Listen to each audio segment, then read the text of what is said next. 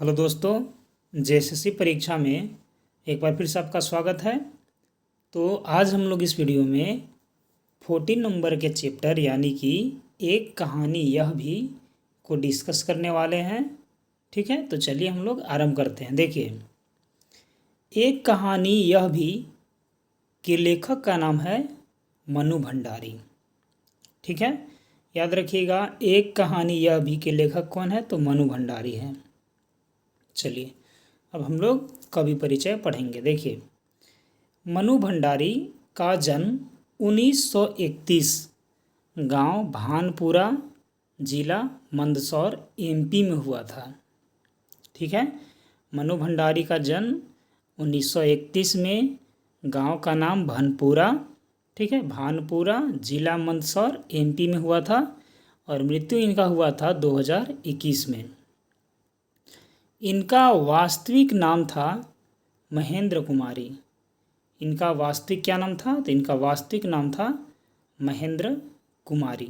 ठीक है, प्रश्न यहाँ से आता है कि मनु भंडारी का वास्तविक नाम बताइए। तो क्या था? महेंद्र कुमारी। पिता का नाम सुख संपत राय। पिता का नाम क्या था? तो सुख संपत राय था। और माता का नाम था अनूप कुमारी। ठीक है, वास्तविक नाम याद रखिएगा महेंद्र कुमारी, पिता का नाम सुख संपत राय और माता का नाम अनूप कुमारी। इंटर तक की शिक्षा राजस्थान में हुई थी। कहाँ? अजमेर में। ठीक है, मनु भंडारी की इंटर तक की शिक्षा कहाँ हुई थी? तो राजस्थान में, अजमेर में। हिंदी में एमए किए थे। ठीक है, हिंदी में एमए किए थे। दिल्ली के मिरांडा हाउस कॉलेज में पढ़ाया। ठीक है, प्रमुख कहानियाँ: एक प्लेट सैलाब, मैं हार गई, यही सच है, त्रिशंकु, आंखों देखा झूठ और अकेली। ये सभी मनु भंडारी के कहानी हैं। क्या क्या है? तो एक प्लेट सैलाब, मैं हार गई, यही सच है, त्रिशंकु, आंखों देखा झूठ और अकेली। तो यहाँ से उनके कहानी भी याद रखिएगा। ठीक है ना। जैसे एक ट्रिक बना लीजिए, मनु भंडारी क्या थी? तो अकेली थी, तो हारी हुई महसूस कर रही थी। ठीक है, मनु भंडारी अकेली थी तो हारी हुई महसूस कर रही थी, तो उसे कोई झूठा बोल रहा था तो बोली कि यही सच है। ठीक है, उसे कोई झूठा बोल रहा था, बोली कि यही सच है। ठीक है, और त्रिशंकु और एक प्लेट सैलाब, दो अन्य और याद रख लीजिएगा। चलिए आगे बढ़ते हैं। इनका उपन्यास: आपका बंटी, महाभोज और 1 इंच मुस्कान। ये सब जो है ना इनका उपन्यास है। उसमें आपका बंटी इम्पोर्टेंट है।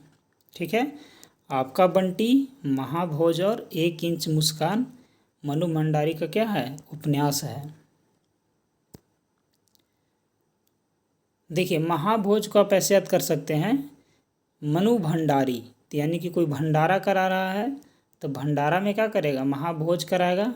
ठीक है, तो यहाँ से तो याद हो जाएगा, है ना। उसके बाद महाभोज खाने कौन आएगा? बंटी आएगा, तो उसके चेहरे पर मुस्कान आ जाएगा। महाभोज खाने कौन आएगा? बंटी आएगा, तो उसके चेहरे पे मुस्कान आ जाएगा। तो यहाँ से आप याद कर सकते हैं उपन्यास को। आत्मकथा: एक कहानी यह भी, जो यह है ना, यह चैप्टर जो है वह क्या है? तो आत्मकथा है।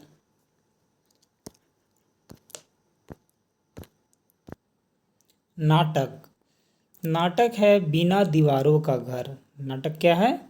बिना दीवारों का घर। तो बिना दीवारों का घर, तो ये नाटक जैसा ही बात लग रहा है ना बोलने में, तो इसीलिए इसको बिना दीवारों का घर याद रखिएगा, ये नाटक था।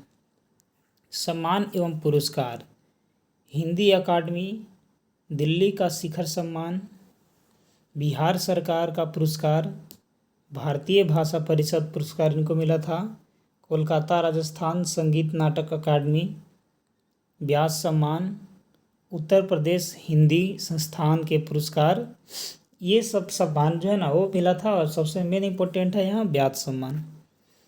ठीक है, तो इनको व्यास सम्मान भी मिला था।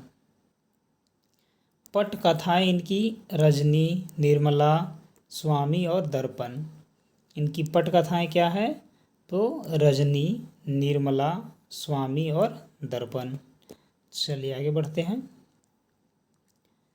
आगे है इसके बाद मनु भंडारी की कहानियाँ हो या उपन्यास, उनमें भाषा और शिल्प की सादगी तथा प्रामाणिकता अनुभूति मिलती है।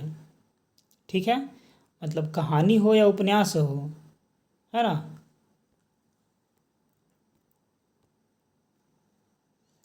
उनका जो भाषा का शैली है ना वो क्या है? तो सादगी के स्वरूप पर है और क्या है? प्रामाणिक है।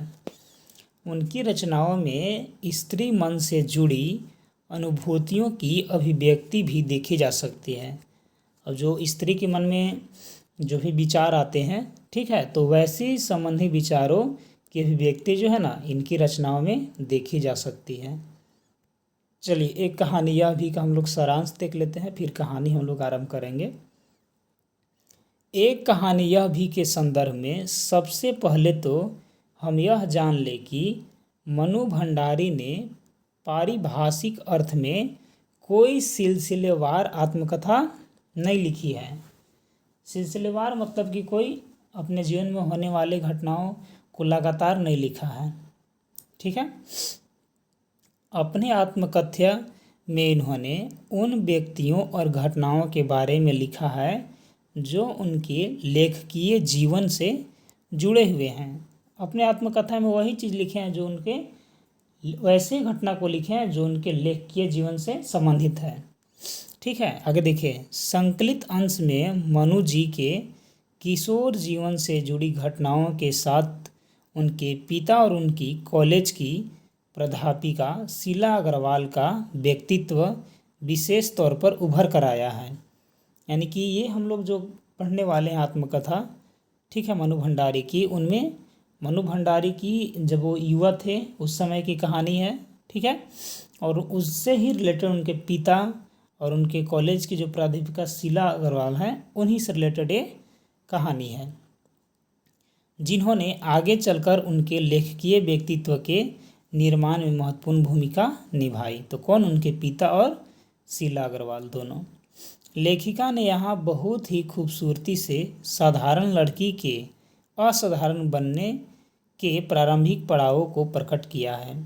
यानी कि एक सिंपल लड़की, साधारण लड़की जब वो असाधारण बन गई, वो चीज़ को दिखाया गया है यहाँ।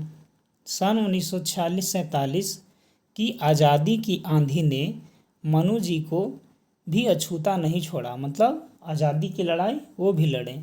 छोटे शहर की युवा होती लड़की ने आज़ादी की लड़ाई में जिस तरह भागीदारी की, उसमें उसका उत्साह, ओज, संगठन क्षमता और विरोध करने का तरीका देखते ही बनता है।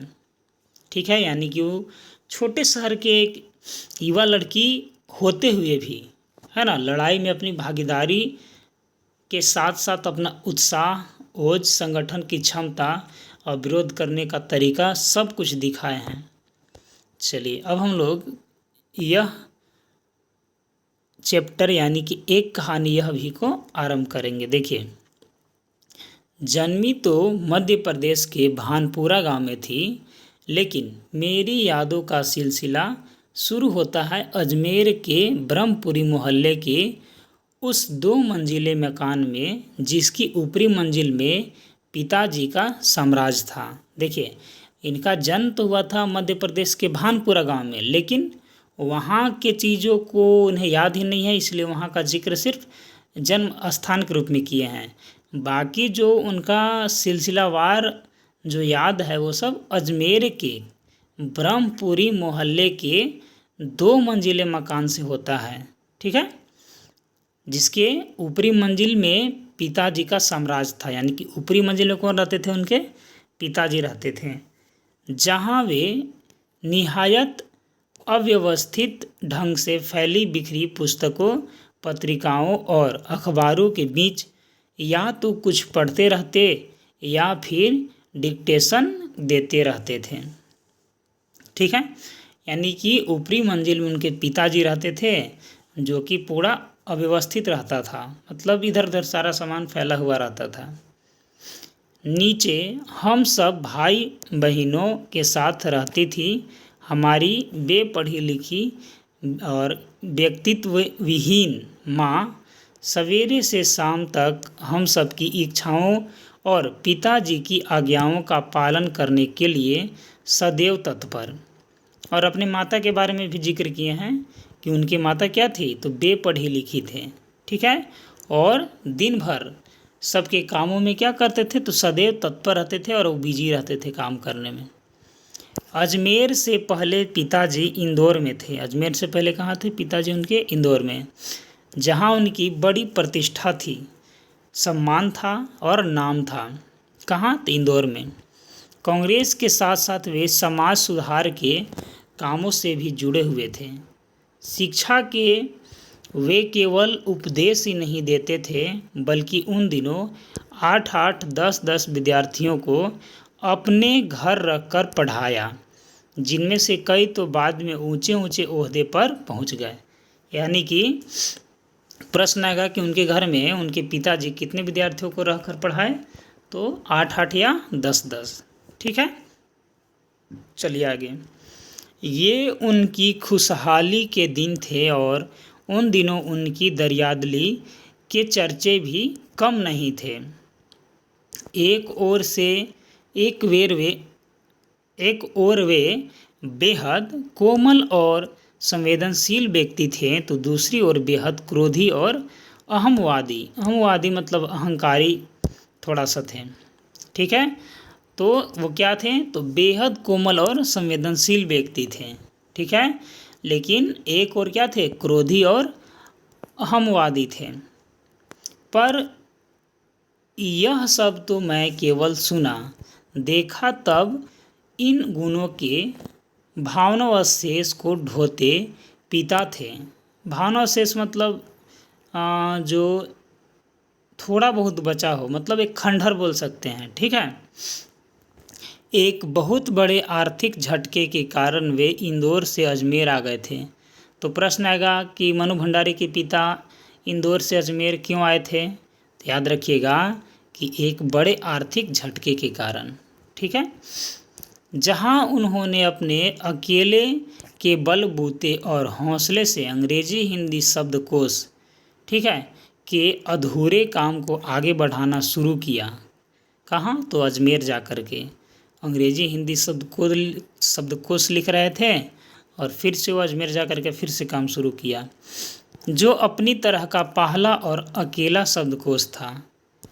इसने उन्हें यश और प्रतिष्ठा तो बहुत दी, पर अर्थ नहीं, और शायद गिरती आर्थिक स्थिति ने ही उनके व्यक्तित्व के सारे सकारात्मक पहलुओं को निचोड़ना शुरू कर दिया। देखिए, जो शब्दकोश था ना, हिंदी अंग्रेजी शब्दकोश, उनको इज्जत शोहरत बहुत पुस्तक दिया, लेकिन जितना अपेक्षा था उतना अर्थ नहीं दे पाया, इसलिए उनकी आर्थिक स्थिति गिर गई। ठीक है, तो जब आर्थिक स्थिति गिर जाएगा तो आदमी का मन थोड़ा सा चिड़चिड़ापन हो जाएगा। ठीक है, तो वही बता रहा है कि जो सकारात्मक पहलू था ना, वो भी आर्थिक स्थिति कम होने के चलते वो भी निचुड़ गया। ठीक है, तो सिकुड़ती आर्थिक स्थिति के कारण और अधिक विस्फारित उनका अहम उन्हें इस बात तक की अनुमति नहीं देता था कि वे कम से कम अपने बच्चों को तो अपनी आर्थिक व्यवस्थाओं का भागीदार बनाए। ठीक है, उनका आर्थिक स्थिति कम हो गया था पूरा, लेकिन फिर वो किसी से अपने बच्चों को भी नहीं बताते थे। आगे देखिए, आगे है कि नवाबी आदतें, अधूरी महत्वाकांक्षाएं, हमेशा शीर्ष पर रहने के बाद हाशिए पर सरकते चले जाने की यातना क्रोध बनकर हमेशा माँ को कांपाती थरथराती रहती थी। ठीक है, मतलब क्रोधी व्यक्ति वो बन गए थे। अपने अपनों के हाथों विश्वासघात की जाने कैसी गहरी चोटें होगी वे जिन्होंने आंख मूंदकर सबका विश्वास करने वाले पिता को बाद के दिनों में इतना शक्की बना दिया था। मतलब देखिए, पहले वो सब पर विश्वास करते थे, है ना, लेकिन बाद में वो ऐसे बन गए कि अपने बाल बच्चों पर भी वो विश्वास नहीं करने लगे थे, कि जब तब हम लोग भी उसकी चपेट में आ जाते रहते थे। ठीक है, मनु भंडारी ऐसा लिख रहे हैं। पर यह पितृगाथा मैं इसलिए नहीं गा रही कि मुझे उनका गौरव गान करना है। वो ये भी लिख रहे हैं कि मैं पिताजी की चर्चा इसलिए भी नहीं कर रही हूँ कि मुझको उनका गौरव गान करना है। ठीक है, आगे, बल्कि मैं तो यह देखना चाहती हूँ कि उनके व्यक्तित्व की कौन सी खूबी और खामियाँ मेरे व्यक्तित्व के ताने बाने में गुथी हुई हैं। पिताजी की चर्चा इसलिए कर रही है क्योंकि उनका व्यक्तित्व का कौन सा खूबी, ठीक है ना, और जो गुण है वो इनके अंदर आ गया है, या कि अनजाने अनचाहे किए उनके व्यवहार ने मेरे भीतर किन ग्रंथियों को जन्म दे दिया। मैं काली हूँ। ठीक है, कैसी हैं लेखिका, तो काली हैं, बचपन में दुबली और मरियल भी थी। तो प्रश्न आ जाएगा कि बचपन में मनु भंडारी कैसी थी, तो दुबली और मरियल। गोरा रंग पिताजी की कमजोरी थी। गोरा रंग क्या था, उनके पिताजी का कमजोरी था। सो बचपन में मुझसे 2 साल बड़ी, खूब गोरी, स्वस्थ और हंसमुख बहन सुशीला ने हर बात में तुलना और फिर उसकी प्रशंसा ने ही क्या मेरे भीतर ऐसे गहरे हीन भाव की ग्रंथि पैदा कर दी कि नाम, सम्मान और प्रतिष्ठा पाने के बावजूद आज तक मैं उससे उबर नहीं पाई। देखिए, ये बचपन में लेखिका काली थी, दुबली थी, ठीक है, और वहीं उनकी एक बहन थी, उनसे 2 साल बड़ी थी। वो क्या थे, खूब गोरी थी, स्वस्थ थी और हंसमुख थी। ठीक है ना, तो उन दोनों की तुलना जो है उनके पिताजी हमेशा करते रहते थे। तो वही लेखिका बोल रहे हैं कि क्या उससे मेरे भीतर एक गहरहीन भाव का कोई ग्रंथि पैदा हो गया है। क्या नाम, सम्मान और प्रतिष्ठा पाने के बावजूद आज तक मैं उससे उबर नहीं पाई हूँ। ऐसा खुद से मनु भंडारी सवाल कर रहे हैं। देखिए, आगे है कि आज भी परिचय करवाते समय जब कोई कुछ विशेषता लगाकर मेरी लेखकीय उपलब्धियों का जिक्र करने लगता है तो मैं संकोच से सिमट ही नहीं जाती, बल्कि गढ़ने को आती हूँ। देखिए, यानी कि ये कह रहे हैं कि मेरे साथ बचपन में जिस प्रकार से पिता का व्यवहार था, ठीक है, मैं उन सभी चीज़ों से अब भी जो है ना उबर नहीं पाई हूँ। शायद ऐसा सवाल पूछ रहे हैं वो। शायद अचेतन की किसी परत के नीचे दबी इसी हीन भावना के चलते मैं अपनी किसी भी उपलब्धि पर भरोसा नहीं कर पाती। लेखिका ये बता रहे हैं कि मैं अपनी किसी भी उपलब्धि पर है ना मैं भरोसा नहीं कर पाती हूँ, क्योंकि मेरे मन में ऐसा बात जो है वो उसकी हीन भावना दबी हुई है। सब कुछ मुझे तुक्का ही लगता है। सब कुछ क्या लगता है लेखिका को, तुक्का। पिताजी के जिस शक्की स्वभाव पर मैं कभी भन्ना भन्ना जाती थी, आज एकाएक अपने खंडित विश्वासों की व्यथा के नीचे मुझे उनके शक्की स्वभाव की झलक ही दिखाई देती है। बहुत अपनों के हाथों विश्वासघात की गहरी व्यथा से उपजा शक। इनको कैसा शक लगता है कि जो अपने हैं ना, अपने लोग, उनके विश्वासघात हुआ है उनके साथ, वैसा। आगे देखिए, होश संभालने के बाद से ही जिन पिताजी से किसी न किसी बात पर हमेशा मेरी टक्कर ही चलती रही, यानी कि बता रहे हैं ना कि जब से मेरा होश हुआ है तब से पिताजी से मेरा टक्कर होते रहता है। वे तो न जाने कितने रूपों में मुझ में हैं, कहीं कुंठाओं के रूप में। और ऐसे बोल रहे हैं कि मेरे पिता शायद मुझ में छुपे हुए हैं, जैसे कुंठाओं के रूप में, कहीं प्रतिक्रिया के रूप में, तो कहीं प्रतिछाया के रूप में। केवल बाहरी भिन्नता के आधार पर अपनी परंपरा और पीढ़ियों को नकारने वालों को क्या सचमुच इस बात का बिल्कुल एहसास नहीं होता कि उनका आसन अतीत किस कदर से उनके भीतर जड़ जमाए बैठा रहता है। मनु भंडारी बोल रही है कि हमारा जो अतीत होता है ना, वो हमारे अंदर किसी न किसी रूप में बैठा होता है। समय का प्रवाह भले ही हमें दूसरी दिशाओं में बहाकर ले जाए, मतलब अच्छा समय मान लीजिए आ जाएगा तो दूसरे दिशा में उसको बहा करके ले जाएगा, लेकिन स्थितियों का दबाव भले ही हमारा रूप बदल दे, हमें पूरी तरह उससे मुक्त तो नहीं ही कर सकता है। यानी कि जैसा पिछला जीवन रहा है, ठीक है ना, उससे पूरा जो है ना आपको मुक्त नहीं कर सकता है। पिता के ठीक विपरीत थी हमारी बेपढ़ी लिखी माँ। ठीक है, पिता के जस्ट अपोजिट थे उनके माता। धरती से कुछ ज़्यादा ही धैर्य और सहन शक्ति की शायद उनमें, देखिए बोल रहे हैं ना कि धरती से भी ज़्यादा धैर्य और सहन शक्ति माता जी में थी, ऐसा मैंने तुलना करके बता रहे हैं। पिताजी की हर ज्यादती को अपनी प्राप्त और बच्चों की हर उचित अनुचित फरमाइश और जिद को अपना फर्ज समझकर बड़े सहज भाव से स्वीकार करती थी।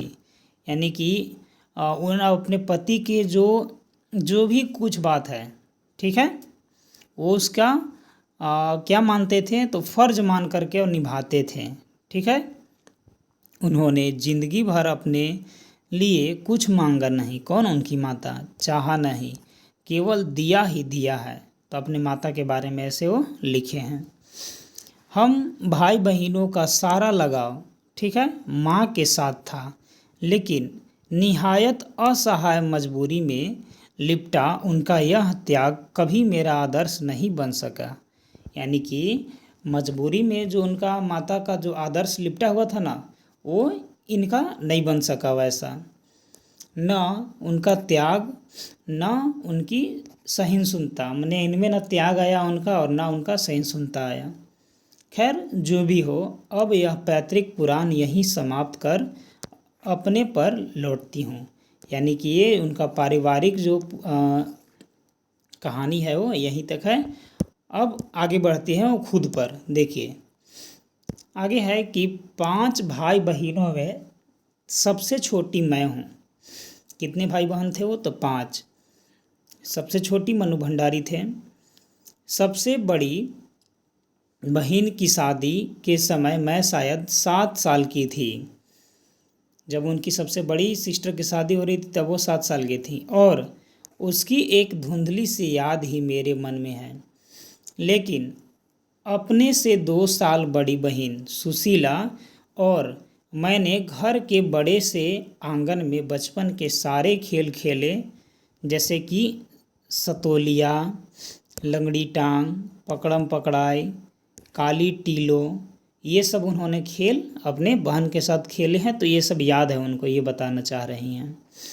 तो कमरे में गुड्डे गुड़ियों के ब्याह भी रचाए, पास पड़ोस की सहेलियों के साथ, मतलब सहेलियों के साथ वो खेले हैं।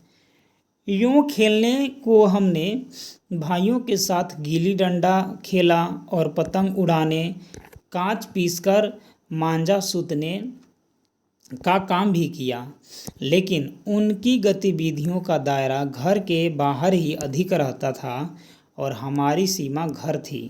यानी बोल रहे हैं ना कि मेरे भाई लोग जो हैं उनकी जो खेलने वाला जो गतिविधि था सब घर से बाहर होता था और हम लोग की सीमा घर तक ही सीमित थी। हाँ, इतना ज़रूर था कि उस ज़माने में घर की दीवारों घर तक ही समाप्त नहीं हो जाती थी, बल्कि पूरे मोहल्ले तक फैली रहती थी। इसलिए मोहल्ले के किसी भी घर में जाने पर कोई पाबंदी नहीं थी, बल्कि कुछ घर तो परिवार का हिस्सा ही थे। मैंने ऐसा बोल रहे हैं कि उस ज़माना जो है ना, वो घर अपने घर तक सीमित नहीं था, पूरे मोहल्ले तक हम लोग आ जा सकते थे और कुछ परिवार जैसा ही थे वहाँ के घर। आज तो मुझे बड़ी शिद्दत के साथ यह महसूस होता है कि अपनी ज़िंदगी खुद जीने के इस आधुनिक दबाव ने महानगरों के फ्लैट में रहने वालों को हमारे इस परंपरागत पड़ोस कल्चर से विच्छिन्न करके हमें कितना संकुचित, असहाय और असुरक्षित बना दिया है। यानी देखिए, महानगर में सिर्फ अपने फ्लैट में ही लोग बंद रहते हैं, उसके अलावा जो है किसी संपर्क नहीं रखते हैं। तो उसी को ये बोल रहे हैं कि कितना असहाय और असुरक्षित बना दिया है वैसा परंपरा। मेरी कम से कम 1 दर्जन आरंभिक कहानियों के पात्र इसी मोहल्ले के हैं। देखिए, जो भी 1 दर्जन कहानी के आसपास वो लिखे हैं ना, सब में उस मोहल्ला के कुछ ना कुछ लोगों को जिक्र किया है, जहां मैंने अपनी किशोरावस्था गुजार अपनी युवावस्था का आरंभ किया था। 1-2 को छोड़कर उनमें से कोई भी पात्र मेरे परिवार का नहीं है। मतलब मान के चलते हैं कि 1 दर्जन रचनाओं में से 1-2 छोड़ के बाकी सब पात्र जो है ना, वो अपने पड़ोस से ही लिए हैं। बस इनको देखते सुनते इनके बीच ही मैं बड़ी हुई थी, लेकिन इनकी छाप मेरे मन पर कितनी गहरी थी, इस बात का एहसास तो मुझे कहानियाँ लिखते समय हुआ। इतने वर्षों के अंतराल ने भी उनकी भाव भंगिमा, भाषा किसी को भी धुंधला नहीं किया था और बिना किसी विशेष प्रयास के बड़े सहज भाव से वे उतरते चले गए थे।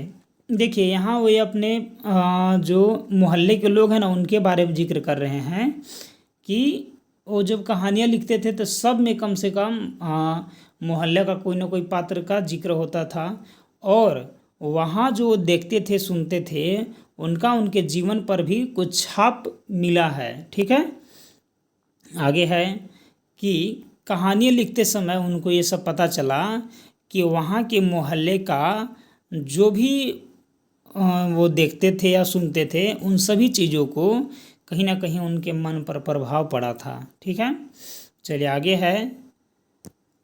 उसी समय के दास साहब अपने व्यक्तित्व की अभिव्यक्ति के लिए अनुकूल परिस्थितियां पाते ही महाभोज में इतने वर्षों बाद कैसे एकाएक जीवित हो उठे, यह मेरे अपने लिए भी आश्चर्य का विषय था, एक सुखद आश्चर्य का। देखिए, जब वो महाभोज उपन्यास लिखे थे ना, तो वहीं के दास साहब के बारे में वो जिक्र किए थे, उसी मोहल्ला के। तो इसीलिए वो लिख रहे हैं कि इतने साल बाद वो कैसे एकाएक जीवित हो उठे, यह मेरे लिए आश्चर्य का विषय था। और कैसा आश्चर्य? तो सुखद आश्चर्य। महाभोज इन्हीं के द्वारा लिखा गया क्या है, एक उपन्यास है और वह अपने ही मोहल्ला के दास साहब के बारे में उसमें जिक्र किए हैं। ठीक है, चलिए आगे है। उस समय तक हमारे परिवार में लड़की के विवाह के लिए अनिवार्य योग्यता थी, उम्र में 16 वर्ष और शिक्षा में मैट्रिक। माने उस समय उनका जो फैमिली था ना, उसमें उनके पिताजी का मानना था कि लड़की का उम्र कम से कम 16 साल और कम से कम शिक्षा मैट्रिक तक होना चाहिए। सन 1944 में सुशीला ने यह योग्यता प्राप्त की और शादी करके कोलकाता चली गई। तो याद रखिएगा कि उनकी से 2 साल बड़ी बहन सुशीला, उनका शादी 1944 में हुआ था और शादी के बाद वो कहाँ चल गए थे? तो कोलकाता चल गए थे। ये प्रश्न आता है, याद रखिएगा। दोनों बड़े भाई भी आगे पढ़ाई के लिए बाहर चले गए थे। इन लोगों की छत्र छाया के हटते ही पहली बार मुझे नए सिरे से अपने वजूद का एहसास हुआ। यानी कि सब तो अलग थलग हो गए, इधर उधर चल गए। तो यही बोल रहे हैं कि उन लोगों को छत्र छाया हटने के बाद मुझे क्या पता चला? तो पहली बार मुझे नए सिरे से अपने वजूद का एहसास हुआ। उनको पिताजी का ध्यान भी पहली बार मुझ पर केंद्रित हुआ। पहले तो सब पर बटा हुआ रहता था, अब इन पर केंद्रित हो गया। लड़कियों को जिस उम्र में स्कूली शिक्षा के साथ साथ सुगढ़ गृहिणी और कुशल पाक शास्त्री बनाने के नुस्खे जुटाए जाते थे, पिताजी का आग्रह रहता था कि मैं रसोई घर से दूर ही रहूं। उनके पिताजी बोलते थे उनसे कि तुम रसोई घर से दूर ही रहो। रसोई घर को वे भटिहार खाना कहते थे और उनके हिसाब से वहाँ रहना अपनी क्षमता और प्रभुता को भट्टी में झोंकना है। देखिए, रसोई घर के उनको पिता क्या मानते थे, तो भटियार खाना। ऐसा क्यों कहते थे?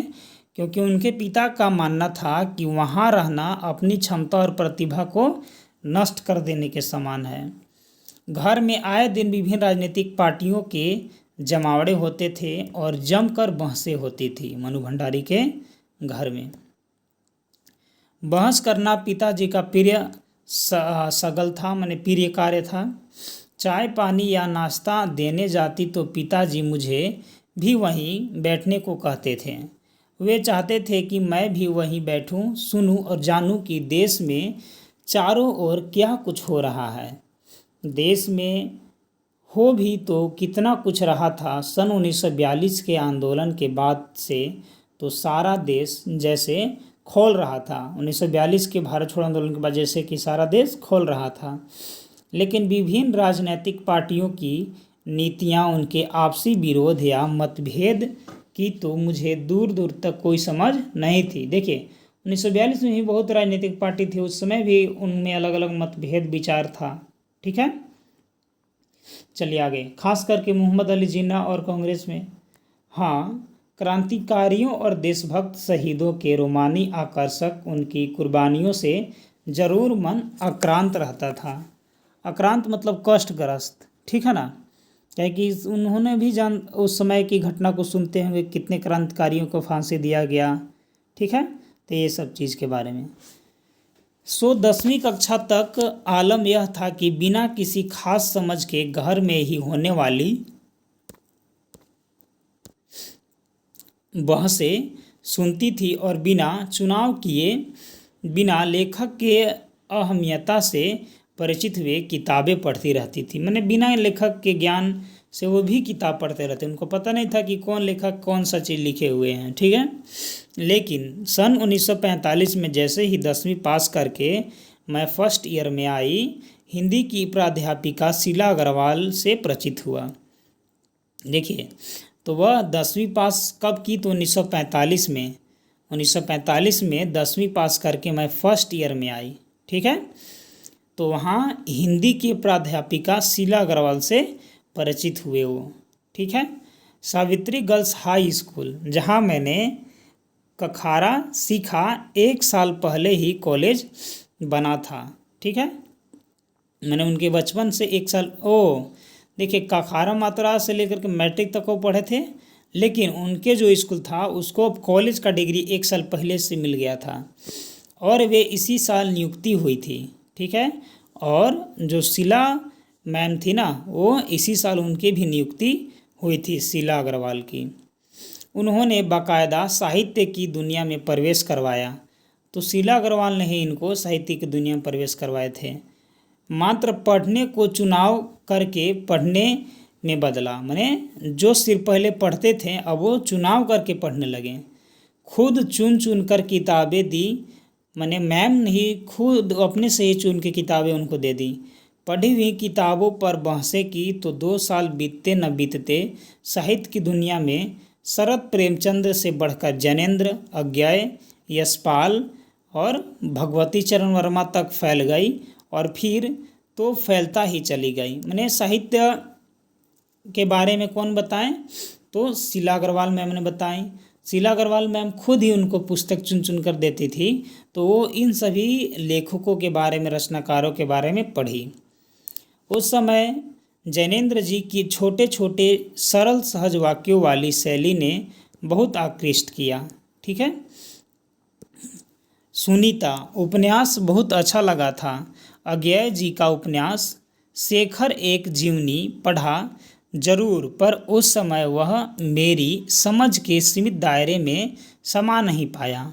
यानी कि अज्ञेय जी का उपन्यास शेखर एक जीवनी को भी यहाँ का जिक्र किया गया है यहाँ। ठीक है, कुछ सालों बाद नदी के द्वीप पढ़ा तो उसने मन को इस कदर बांधा कि उसी झोंक के शेखर को फिर से पढ़ गई।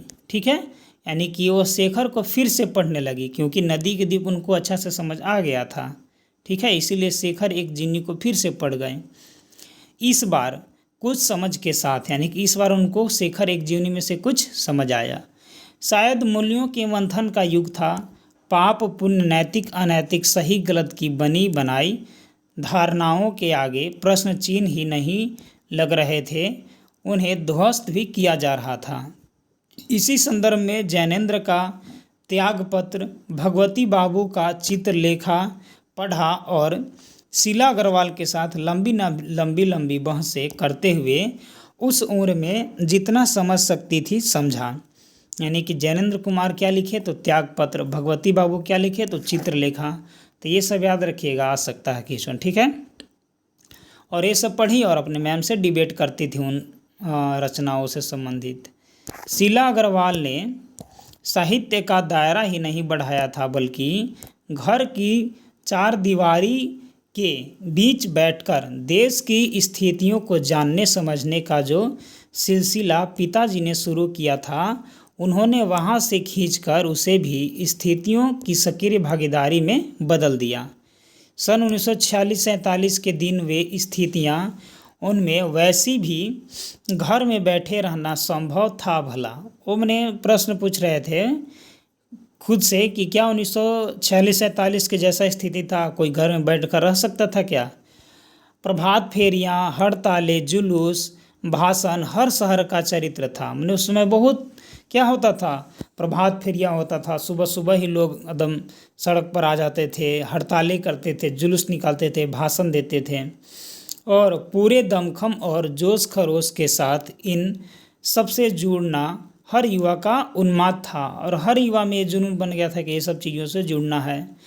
मैं भी युवा थी और शीला अग्रवाल की जोशीली बातों के रगों में बहते खून को लावी में बदल दिया। यानी कि मैम उनको खूब समझाते रहते थे, तो उनके बात सुन करके जो खून था वो अब इनका अंगार में बदल गया, लावे में बदल गया।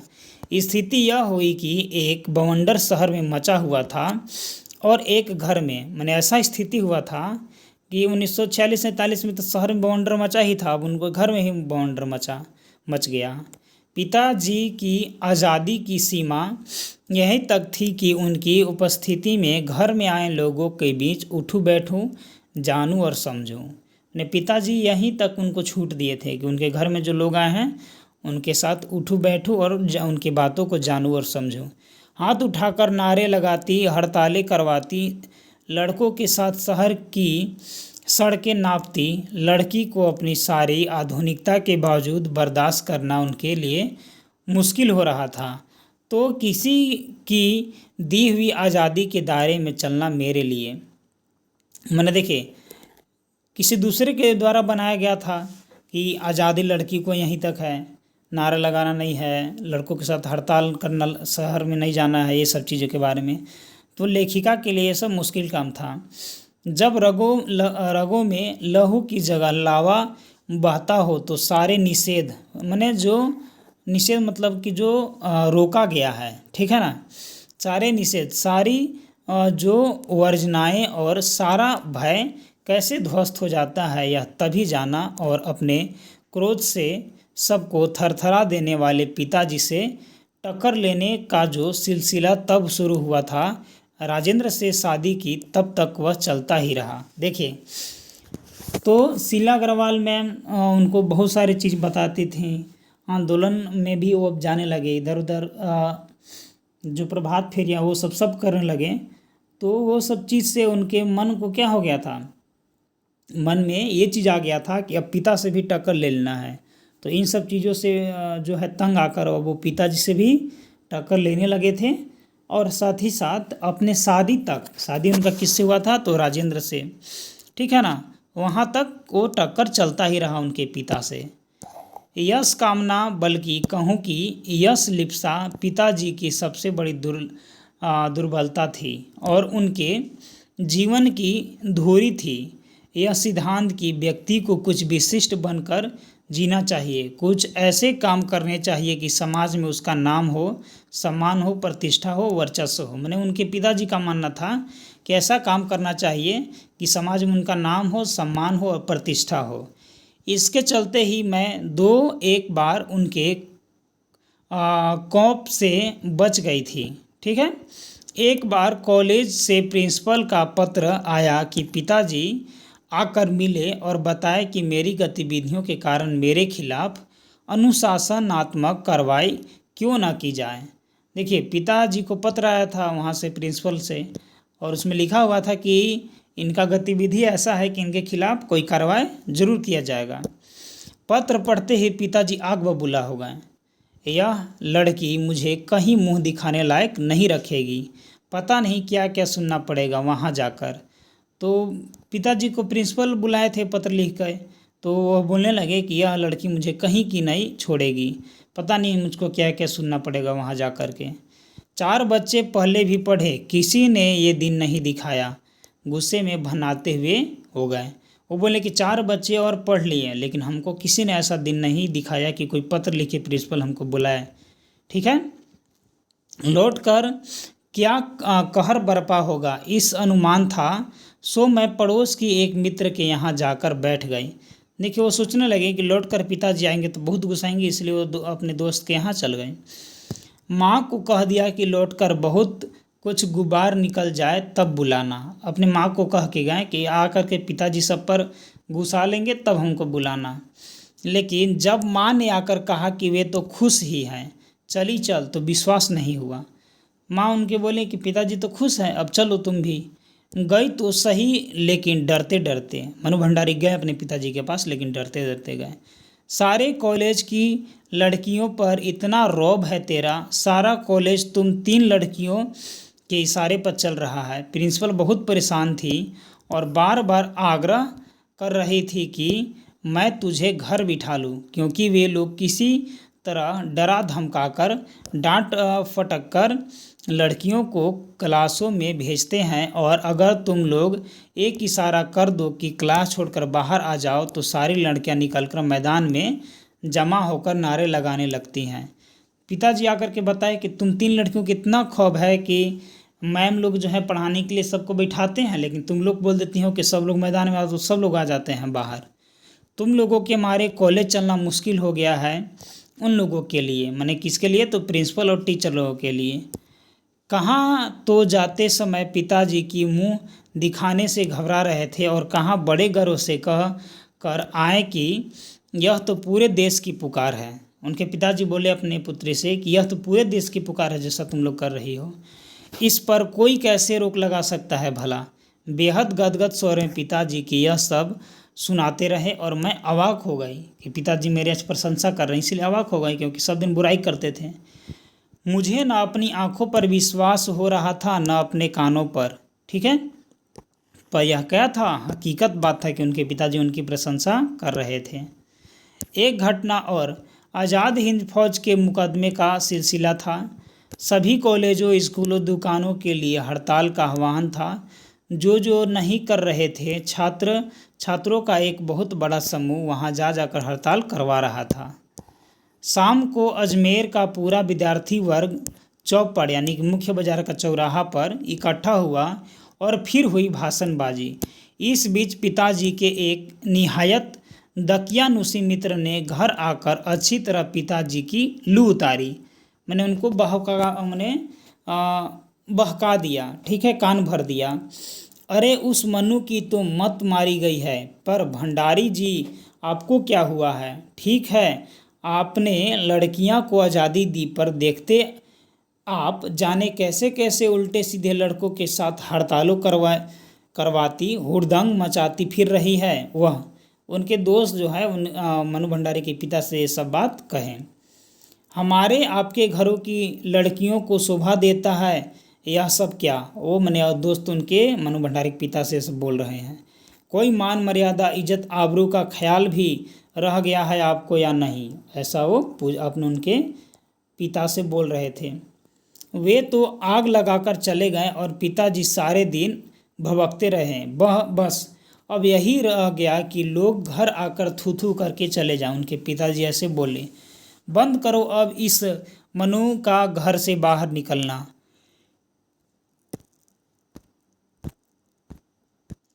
इस सब से बेखबर मैं रात होने पर घर लौटी तो पिताजी के एक बेहद अतरंग और अभिन्न मित्र ही नहीं, अजमेर के सबसे प्रतिष्ठित और सम्मानित डॉक्टर अम्बालाल जी बैठे थे।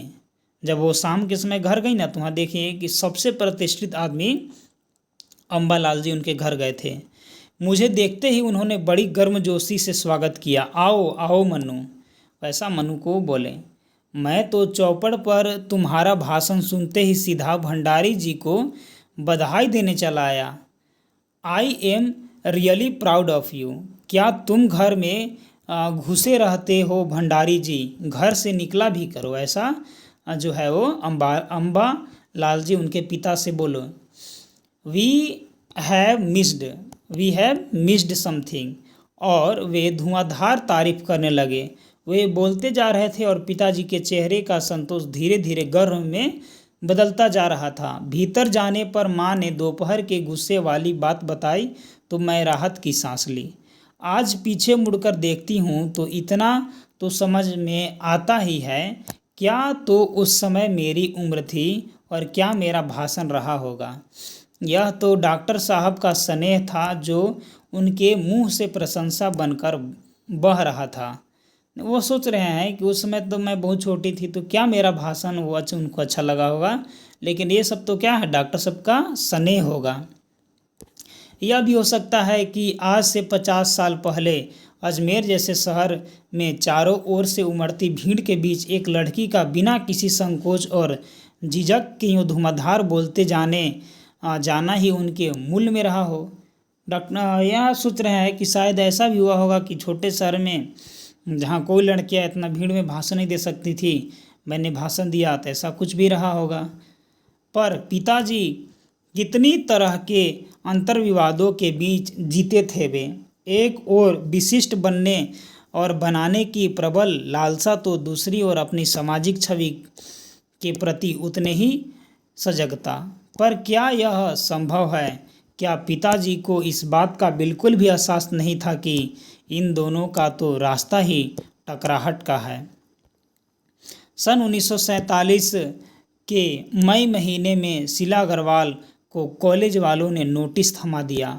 लड़कियों को भड़काने और कॉलेज का अनुशासन बिगाड़ने के आरोप में उनको एक नोटिस मिल गया। ठीक है, लड़कियों को भड़काने और कॉलेज का अनुशासन बिगाड़ने के आरोप में। इस बात को लेकर हुड़दंग न मचे, इसलिए जुलाई में 3rd ईयर की क्लासेज बंद करके हम 2-3 छात्रों का प्रवेश निषिद्ध कर दिया। ठीक है, 3rd ईयर में उनका क्लासेस क्या हो गया, बंद हो गया था और 2-3 छात्रों को जो है वो प्रवेश यानी कि एडमिशन को निषिद्ध कर दिया गया था। वहाँ जाने से भी निषिद्ध कर दिया गया था 3rd ईयर में। हुड़दंग तो बाहर रहकर भी इतना मचाया कि कॉलेज वालों को अगस्त में आखिरी 3rd ईयर खोलना पड़ गया, माने फिर से कॉलेज खोलना पड़ गया। जीत की खुशी पर सामने खड़ी बहुत बड़ी चिर प्रतीक्षित खुशी के सामने यह खुशी बिला गई। यानी कि शताब्दी की सबसे बड़ी उपलब्धि 15 अगस्त 1947 उस समय आ गया था। इसीलिए कॉलेज खुलवाने का जीत उनको ज़्यादा प्रभाव नहीं पड़ा क्योंकि उस समय देश आज़ादी का जो लहर था वो बहुत बड़ी खुशी लेकर के आया था। तो प्रश्न आएगा कि उस समय की शताब्दी की सबसे बड़ी जीत कौन थी, तो 15 अगस्त 1947 थी। तो इस प्रकार यह कहानी समाप्त होता है दोस्तों। यहाँ पास कुछ महत्वपूर्ण शब्द दिया गया है, इसको आप देख लीजिएगा वीडियो पॉज करके। ठीक है, या चलिए देख ही लेते हैं। देखिए, अहमवादी मतलब घमंडी, भावना शेष माने खंडहर माने टूटे फीटे हिस्से जो रह गए हैं, विस्फारित यानी कि और अधिक फैलना या बढ़ाना, आक्रांत माने कष्टग्रस्त, निषिद्ध मतलब जिस पर रोक लगाया गया हो, वर्चस्व माने दबदबा। राजेंद्र कौन थे, तो हिंदी के प्रमुख कथाकार और हंस पत्रिका के संपादक राजेंद्र यादव के बारे में चर्चा किया गया है, जो मनु भंडारी के पति बने थे। महाभोज मनु भंडारी का चर्चित उपन्यास है। ठीक है, और दास साहब उनके प्रमुख पात्र हैं। ये तो कहानी में इनका जिक्र था। ठीक है, चलिए आगे है इस चैप्टर से संबंधित महत्वपूर्ण प्रश्न। तो चलिए हम लोग प्रश्न को भी कर लेते हैं। प्रश्न जो 1 नंबर का है वह है दोस्तों कि मनु भंडारी जन्मी तो एमपी के भानपुरा गांव में थी, पर उनकी यादों का सिलसिला अजमेर के किस मोहल्ले से शुरू हुआ था। तो मोहल्ला से शुरू हुआ प्रश्न पूछा गया है, तो उस मोहल्ले का नाम था Brahmpuri. Option number A. Manu Bhandari के पिता इंदौर से अजमेर क्यों आए थे, इंदौर से अजमेर वो क्यों आ गए थे, क्योंकि आर्थिक झटके उनको लगा था, आर्थिक झटके लगने के कारण। मनु भंडारी बचपन में कैसी थी, पूछा गया है कि बचपन में वो कैसी थी, तो काली, पतली और मरियल थी। मनु भंडारी से 2 साल बड़ी बहन का क्या नाम था, उनसे 2 साल जो बड़ी बहन थी उनको क्या नाम था, तो सुशीला नाम था। आगे है कि मनु भंडारी को अपनी सभी उपलब्धियां उनकी अनुसार क्या लगती गईं, ठीक है, क्या लगती थी, तो एक तुक्का लगती थी। मनु के अनुसार कौन धरती से ही ज़्यादा धैर्य वाला और सहन शक्ति के व्यक्ति थे, तो उनकी माँ थी, बहुत धैर्य रखती थी। सबसे बड़ी बहन शादी के समय मनु भंडारी का उम्र बताना है कि उस समय उनका उम्र जो था वो कितना था, तो 7 साल था। मनु के परिवार में लड़की की विवाह की अनिवार्य योग्यता क्या थी, तो 16 साल और मैट्रिक पास होना चाहिए, 16 साल होना चाहिए, मैट्रिक पास होना चाहिए। आगे है कि सुशीला शादी के बाद कहाँ रहने लगी थी, तो कोलकाता रहने लगी थी। सुशीला उनसे 2 साल बड़ी थी। मनु भंडारी के पिता रसोई घर को क्या कहते थे, तो भटियार खाना कहते थे वो, ठीक है। आगे है 11 नंबर का, मनु भंडारी किस वर्ष मैट्रिक की कक्षा जो है वो पास किए थे, ठीक है, तो किस वर्ष पास किए थे, तो 1945 में पास किए थे। मनु के हिंदी की प्राध्यापिका जो थी वो कौन थी, ठीक है, तो उनका नाम था शीला अग्रवाल। कौन थी, शीला अग्रवाल थी। जैनेन्द्र कुमार के उपन्यास का जिक्र जो है वो यहाँ कहानी में किया गया था, वह है कौन सा है, ठीक है, तो देखिए अज्ञेय का जो है शिखर एक जीवनी, ये है शिखर एक जीवनी अज्ञेय का। नदी के द्वीप यहाँ पास अज्ञेय का है, नदी के द्वीप का भी वहाँ वर्णन किया गया था। जैनेन्द्र का त्याग पत्र का जिक्र वहाँ किया गया था, और भगवती बाबू का चित्रलेखा का जिक्र वहाँ किया गया था। और यहाँ पूछा गया है कि जैनेन्द्र कुमार के उपन्यास बताना है कि कौन है, ठीक है, तो वह है सुनीता। सुनीता उपन्यास का नाम है। मनु भंडारी के पति का नाम बताना है, तो राजेंद्र यादव हंस पत्रिका के संपादक थे। अजमेर के सबसे प्रतिष्ठित और सम्मानित व्यक्ति जो मनु भंडारी के पिता से मिलने आए थे वे कौन थे, उनका नाम क्या था, तो डॉक्टर अम्बालाल, ऑप्शन नंबर ए। आगे है इसके बाद कि मनु भंडारी का जन्म कब हुआ। मनु भंडारी का जन्म कब हुआ था, तो 1931 में। मनु भंडारी किस विषय से एमए किए थे बताना है, तो किस विषय से एमए किए थे, तो हिंदी से एमए किए थे। मनु भंडारी का मृत्यु कब हुआ है, मनु भंडारी का मृत्यु 2021 में हुआ है, ठीक है। आगे है कि मनु भंडारी की आत्मकथा का शीर्षक क्या है, आत्मकथा का शीर्षक क्या है, तो एक कहानी यह भी, एक कहानी यह भी।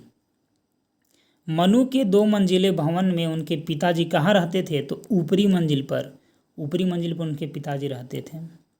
मनु के पिता किस राजनीतिक संगठन से जुड़े हुए थे, किस राजनीतिक संगठन से जुड़े हुए थे, तो कांग्रेस से जुड़े हुए थे, ठीक है, क्योंकि कांग्रेस से जुड़े हुए लोगों का जमावड़ा उनके घर पर लगा हुआ रहता था। अजमेर से आने के बाद मनु भंडारी के पिता ने किस अपूर्ण काम को आगे बढ़ाना शुरू किए फिर से, तो शब्दकोश निर्माण कार्य फिर से शुरू किए। मनु भंडारी समेत उनके कितने भाई बहन थे, तो उनके 5 भाई बहन थे। कितने, 5। सावित्री गर्ल्स हाई स्कूल कब कॉलेज बना दिया गया था, ठीक है, कब कॉलेज बना दिया गया था, सावित्री गर्ल्स हाई स्कूल, ये नाम आप याद रखिएगा, ठीक है, तो ये बनाया गया था 1944 में, ठीक है। चलिए आगे बढ़ते हैं। इसके बाद है कि अजमेर मुख्य बाजार के चौराहे को कहानी में क्या कहा गया है, ठीक है, तो क्या कहा गया है कहानी में, तो चौपड़ कहा गया है। जुलाई 1947 के किस वर्ष की पढ़ाई बंद कर दी गया था, तो 3rd ईयर का।